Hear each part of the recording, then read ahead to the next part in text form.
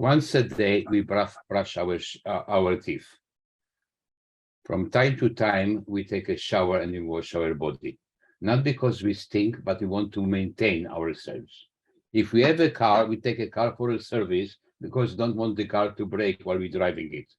What we do as a human being, waiting for a major disaster or some catastrophe, and then you run to a psychologist, medical doctor, and said, I've got a problem, fix me.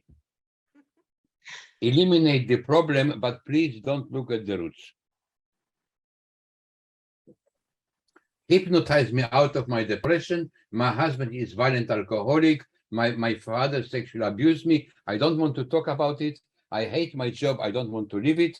My husband is beating me up. I don't want to divorce him. Just hypnotize me out of my depression. Come on.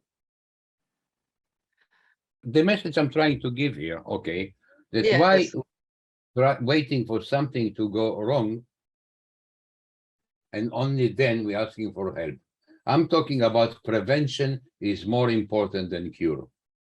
It's about preventing. It's about improving ourselves so we can actually be better for our children. And by improving ourselves, we are improving people around us. I'm improving the world. I'm improving the next generation. This is what I'm talking about. This is what is so important here.